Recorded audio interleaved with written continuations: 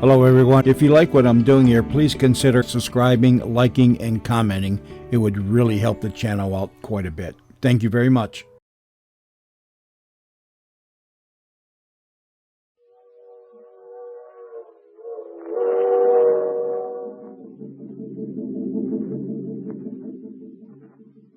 A mysterious traveler.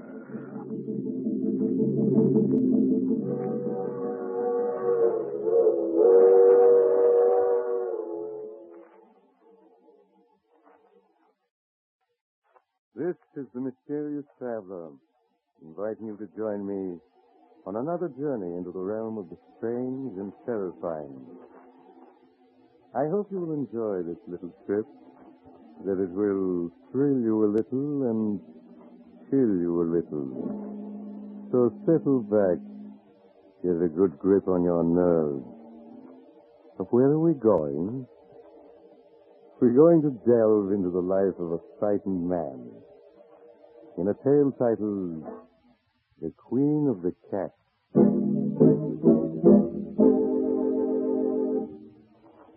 Some years ago, when I was practicing medicine, I was called upon by a young girl of 22 or so. As she was shown into my office, I could see that she was having a difficult time suppressing her agitation.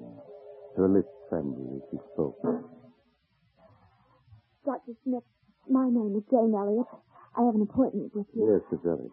Won't you be seated, please? Thank you. Oh, it seems to be the trouble, Miss Elliott. You're trembling. You don't look well at all. I'm not ill, Doctor. It's Chris Arnold, my fiancé. Oh, Doctor, you've got to help him. If you don't, something terrible will happen. Well, I'll do everything I can, Miss Elliott. Now, tell me what's wrong. I don't know what's wrong. All I know is that Chris is frightened. He's in deadly fear of something. Has he told you what it is that frightens him? No, I've questioned him countless times, but he refuses to tell me. I see. Where is your fiancé now? At his home, Brookfield Manor. Oh, Doctor, I know it's late, but won't you come with me and see Chris? He needs help desperately. There, Miss Elliott. You mustn't cry. Of course I'll come with you. And I'll do what I can.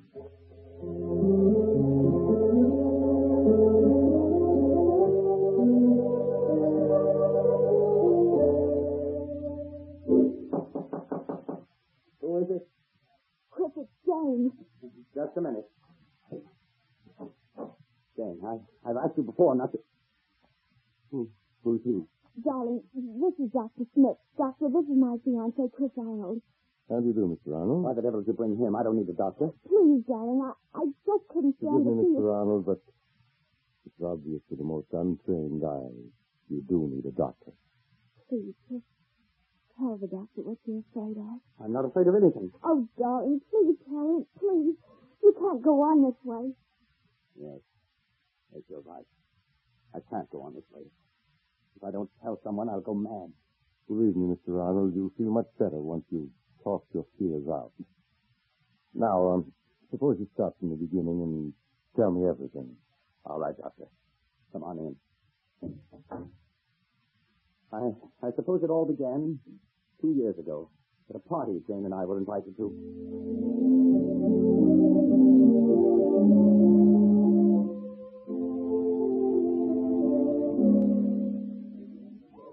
Oh, Chris, isn't this a wonderful party? The only thing wonderful about it is you. Okay, people are watching. Fine thing when a man can't kiss his best girl in public. What's this generation coming to? At McKinley School, we were taught a young lady never kisses a man in public. Miss Kindle is setting romance back 50 years. Who are you looking for, anyway? Rana Faruk, my roommate at McKinley. Oh, yes, she's the Egyptian girl you were telling me about. Yes, I want you to meet her. Only you'd better not fall in love with her as every other man does. Sounds as though she's a second Cleopatra. Men just can't seem to be able to resist her. Well, I'm curious to see this siren of the Nile. Oh, there she is, Chris. Come on. So that's Rana. No wonder men can't resist her. Hello, Jane. I've missed you. Rana, this is Chris Arnold. Chris, this is Rana Faruk. Hello, Chris. Hello, Rana. Oh, look, there's Miss Kimball waiting for me. Excuse me, won't you? Of course, dear. I'll be back in a minute. You know, Chris, that Miss Kimball is the first thing I see in the morning when I got up. And the last thing before I went to bed was your picture. And I always knew that someday we should meet. And now we have. Why are you staring at me like that? Aren't you going to say anything? I prefer just to look.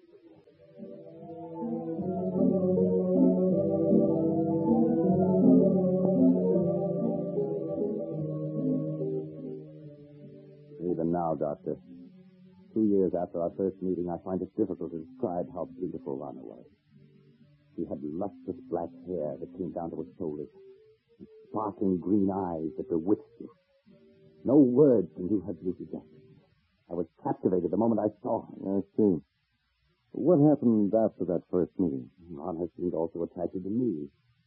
After that night, we saw each other constantly. Again. Nothing seemed to matter to me when I was with her. It made me indescribably happy to learn she felt the same way. A month after we'd met, we were married. Please go on, Mr. Arnold. After we were married, we took an apartment in town. In the months that followed, I began to see Rana not as the image I'd been infatuated with, but as she really was, vain, selfish, and possessive. It was a possessiveness verging on madness. She couldn't bear to have me out of her sight, and when I was, upon my return, there would be questions, countless questions. I began to dread seeing her. And then, there was a cat. The cat? Yes. She had an insane passion for them. Yes, when Rana and I were at school together, Doctor, she always had a few cats around. She said that she couldn't live without The apartment was always full of cats. She'd sit for hours, stroking them, whispering to them until I felt I'd go mad. Life became a nightmare for me, a nightmare full of cats. And Rana asking questions, endless questions. One day, I realized I couldn't go on living with her any longer. That our marriage had been a mistake. I decided to tell her about it that very evening. May I come in, Rana? Of course, dear.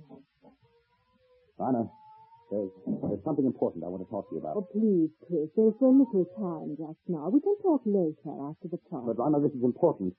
I think that... Darling, whatever you have to say can wait. Now, please hurry. But, we'll discuss what I have to say later.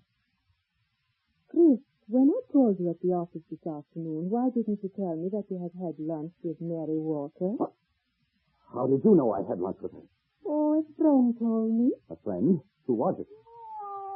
What is it, my beauty? What are you trying to say? Rana, put that cat down and answer me. Who was the friend that told you I had lunch with Mary Walker? You've never met her, darling. How is it that you always know what I've been doing, whom I've been seeing? So you have people spying on me. Chris, what a thing to say. Now, please hurry or we'll be late. There's something strange about the way you always know what I've been doing. Sometimes I suspect... Chris, look out. You step on Sabina's tail. I'm sorry, but I didn't see it. I'd asked you before to be more careful. Poor Sabina. Are you all right now, my beauty? If there weren't so many cats underfoot, I wouldn't have stepped on her. Why must you have 5 cats around? Because I love cats. They're beautiful, sacred. Thousands of years ago, my ancestors worshipped cats. And the great cat goddess Sekhmet. On the river Nile, close by the ancient city of Hamadi, where I was born, are the graves of 100,000 sacred cats. They have been mummified and buried with reverence. Rana, I can't go on like this anymore. My darling, what do you mean? I feel our marriage is a mistake. I want a divorce. Please, you can't be serious. But I am. I love you, Chris, and I won't give you up. You're mine, darling. You always will be. Nothing shall ever separate us.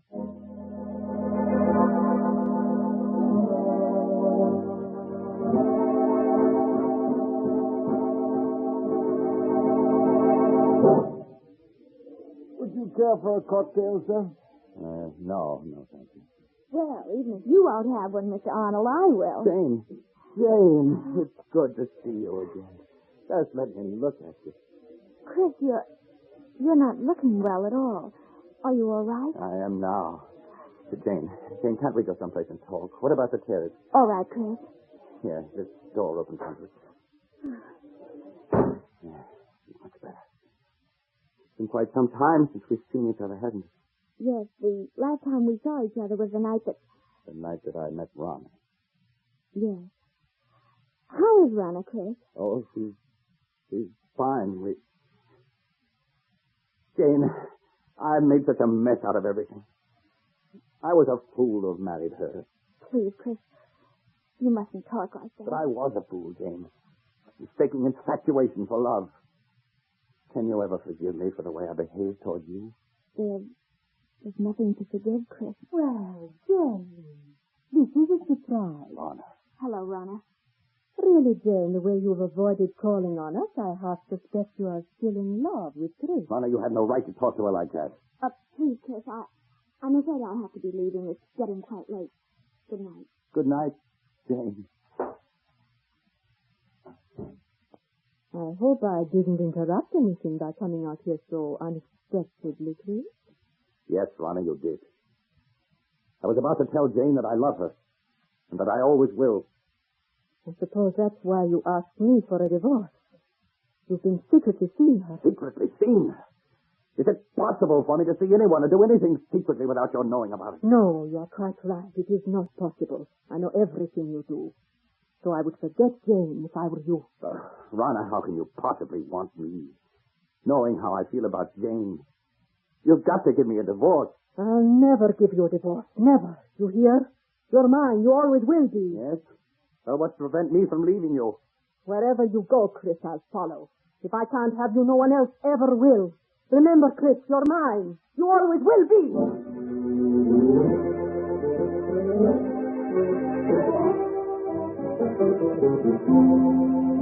I could still see her, Doctor, as she stood there screaming at me. Remember, Chris, you're mine, and you always will be. It was a shock to suddenly realize that she looked like a cat, an angry cat. Her green eyes, cold and murderous, her long nails digging into my arms, her body tense. For a moment, I thought she was going to scratch my eyes out. Yes, Rana did look like that when she was in a rage. What happened after that night, Mr. Arnold? I stopped speaking to Rana. We lived in the same apartment, but that was all. Weeks passed. Rana waited for me to come around as she felt certain I would. She had all the patience of a cat playing with a mouse. But when a month had passed and I still refused to talk to her, she made an attempt to win me back. It happened one night as we were driving to this house. Why are you slowing down, Rana? I want to talk to you, Chris, and I can't talk to you while I'm driving. There's no point in your stopping. We have nothing to say to each other. Oh, but we do, darling. Chris, we could be so happy together if you wanted to. You know how much I love you. It's a possessive love that smothers me to death. Chris, you know that isn't true. I could make you happy if you'd only let me. Oh, please don't turn away from me, Chris. I'll do anything to make you happy. Anything. Anything? And you can give me a divorce. So you're still thinking of her, hoping I'll give you a divorce so you can marry her. Well, I won't. You hear? I won't. I think we'd better be moving along. Chris, you haven't any right to treat me like this. I'm your wife. Only in the eyes of the law, not in my eyes. I hate you. I hate you! You can't. You almost took out my eyes with those claws of yours. I will scratch your eyes out before I let any other woman have you. You're mine. You always will be. Perhaps this will bring you to your senses. Slide over.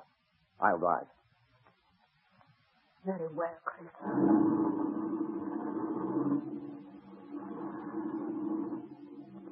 You think you've beaten me, Chris. You haven't. In the end, you'll come crawling to me. It'll take a year, 2 years, 5 years. But I can wait. I'll never come crawling to you. Never. But you will, Chris. Jane knows I'll never give you your freedom. In time, she'll marry. And when she does, all the heart will be gone out of you. And you'll be mine. That'll never happen. But it will, Chris. And deep down in your heart, you know I'm right. Jane will never be yours. I'll see to that. You have everything planned perfectly, Rana, don't you? But I have one way of escape from you that you've never thought of. Really? And what way is that? I can escape through death. Death? Yes, Rana. If I should fail to take the curve 100 yards ahead, we'd plunge off the side of this mountain. Chris, you would. Why not, Rana?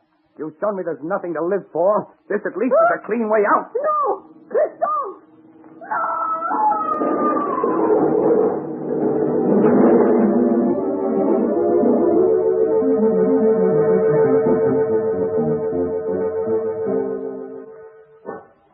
When I drove the car over the side of the mountain, Doctor, I thought Rana and I were going to our death.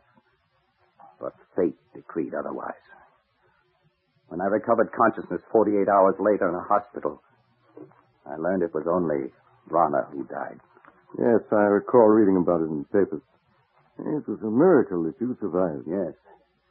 For weeks, they despaired of saving me. But at the end of 8 months, I walked out of that hospital. The police believed my story that it was an accident. And I was free to begin a new life.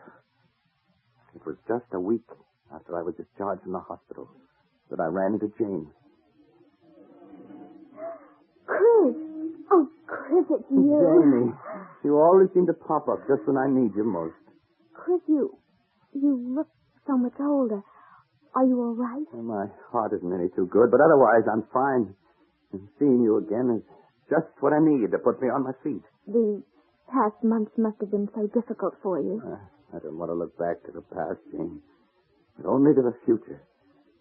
The future I once hoped we'd share, and still do.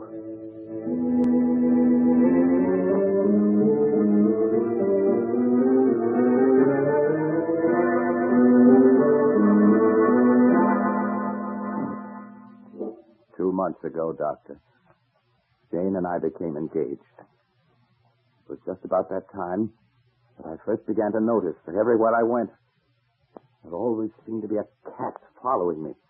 Are you sure you weren't imagining it, Mr. Arnold? At first I thought it was my imagination, but a week after Jane and I became engaged, I was certain I was being followed. Yeah. Tell me, Mr. Arnold, was it always the same cat that followed you? No. One day it'd be one cat, and another day a different one. Oh, I know you must think I'm mad, Doctor. And at the time I felt I was going mad. That is, until that night. What night, Mr. Arnold? The night I saw her. It happened in this very room 6 weeks ago. I had great difficulty in falling asleep that night.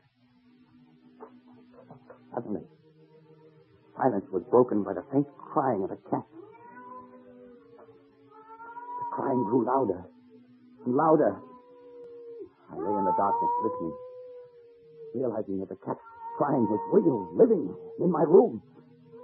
I could feel my heart pounding as I sat up in bed. I looked about my darkened room, and then suddenly I saw her.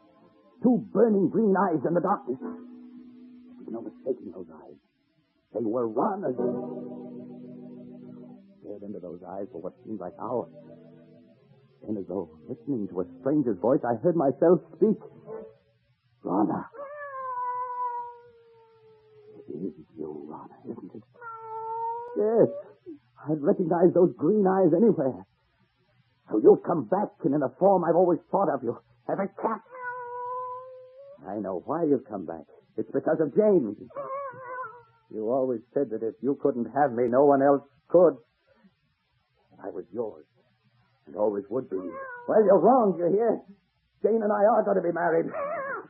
You came between us once, but you aren't going to this time. I will marry you, and there's nothing you can do to stop me. You fiend, trying to scratch my eyes out. Well, we'll see about that. There. Perhaps that'll show you that nothing you can do will stop me from marrying her. I know that all those cats that were following me, spying on me, were doing so under your orders. You're the queen of the cats. Yes, I should have known. No wonder you always knew where I'd been, who I'd seen. You had your cats spying on me even then. Well, even if you are the queen of the cats, you can't prevent me from marrying Jane. That's a bullet between those green eyes of yours is what's needed.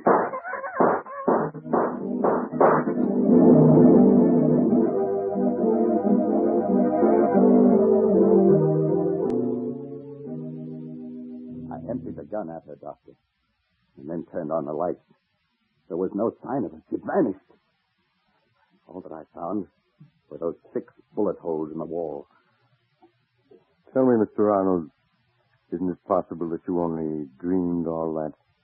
That actually you fired the gun in your sleep and the shots themselves wakened you? I tried to tell myself that, Doctor. But during the nights that followed, I knew it was not a dream. For night after night, she appeared in my room. I'd lie awake, waiting to hear her footsteps, her voice. And when she would appear, I'd plead with her to leave me alone. But she'd only stare at me with those burning green eyes, waiting. I knew she'd never leave me alone as long as I intended to marry Jane. Finally, I could stand it no longer, and I went to see Jane. Chris, this is a surprise. Come in, darling. Thank you, Jane. Oh, well, where have you been keeping yourself this past week? I was beginning to believe I was being jilted. Jane, there's something I want to ask you. Yes, Chris, of course. What is it? I know we set our wedding for next week. But couldn't we put it off for a while? Just a little while. Darling, what is it? There's something wrong. I know there is. Please tell me. I wish I could, but I can't. Please, Jane, just have faith in me. You know I wouldn't postpone our marriage if I could possibly help it. All right, Chris, I do have faith in you. We'll consider our marriage postponed for the time being.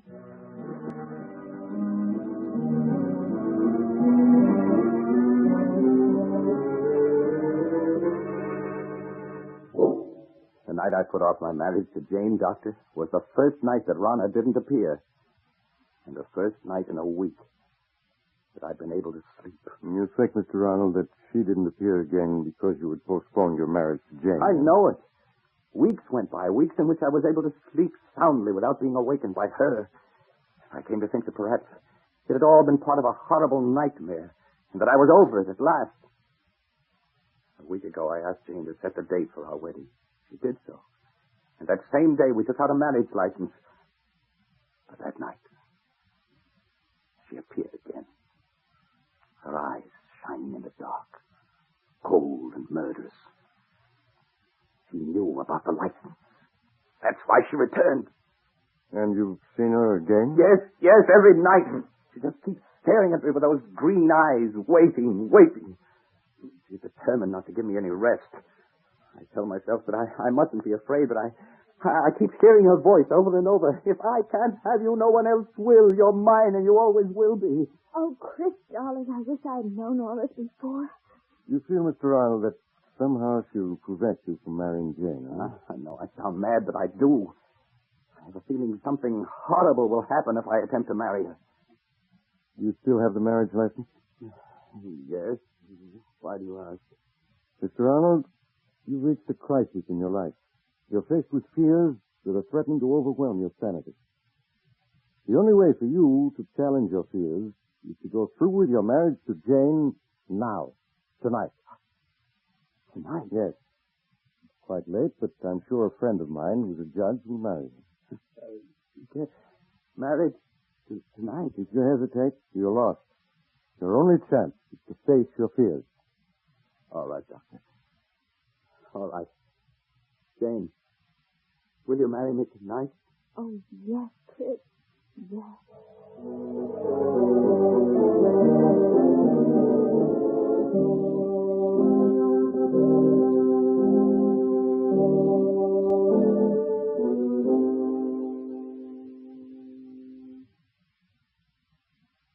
I'm sorry to get you up in the middle of the night, Judge, but for reasons I can't explain, it's important that these two be married tonight. That's quite all right, Doc.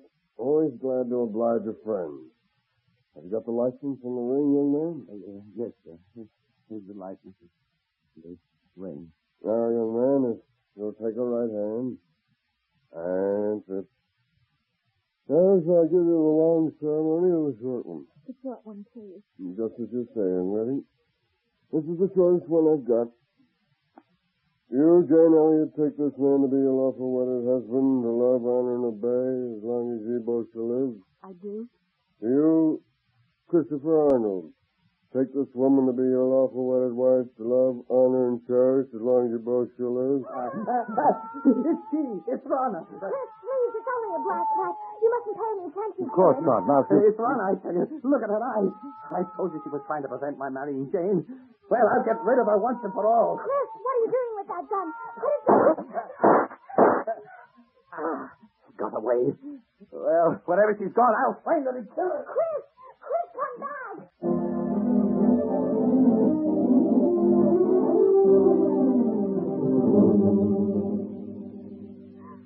Oh, Doctor, where can it be? Now, Jane, he can't be far off. We'll find him. Oh, Listen, Doctor, that must be Chris firing that gun. come on. Those shots came from close by. Hurry. Hurry. We better take it easy now, Doc. It's pretty dark out here. Wait a moment now. Light my cigarette lighter. Doc! Look, a dead cat! Yeah. He shot through the head. Hey, look! There's another one that's been shot to death. Neither one of them is the black cat. Hey, Doc. Isn't that a body over there? Chris. No, Jane, you stay with the judge while I look. All right, Doctor. There, Missy. You mustn't cry. This never would have happened if I hadn't agreed to marry him. He was afraid. So afraid. Doc? Is it Arnold? Yes? Yes, it's me. He's dead, isn't he? I can see it in your face. Yes, Jane. He's dead. But, Doc, what happened to him? He's been clawed to bits, as if by hundreds of cats. And most horrible of all, his eyes have been scratched out.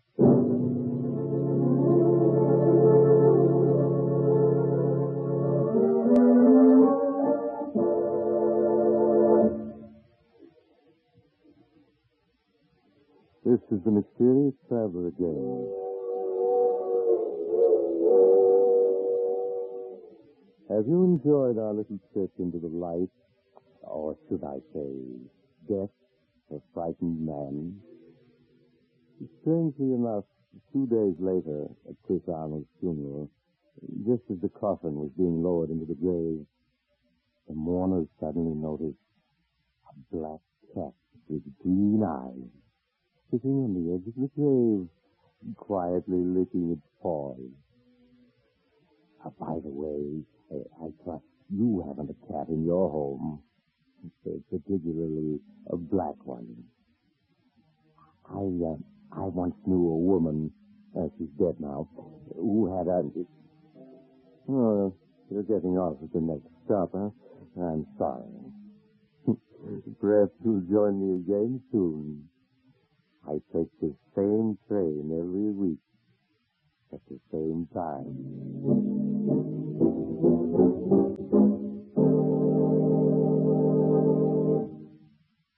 You have just heard Chapter 31 of The Mysterious Traveler, a series of dramas of the strange and terrifying.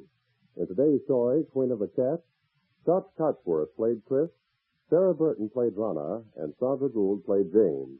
The Mysterious Traveler is written by Bob Arthur and David Kogan, and original music was played by Doc Whipple. The entire production was under the direction of Doc McGregor.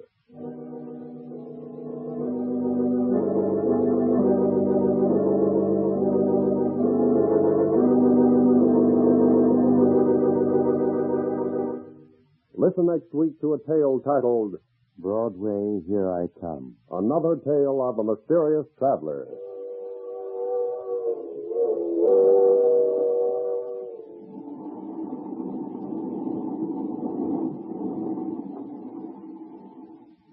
The Mysterious Traveler is presented by WOR Mutual from the WOR studios in New York. It is presented over most of these stations every Sunday afternoon at 3:30. This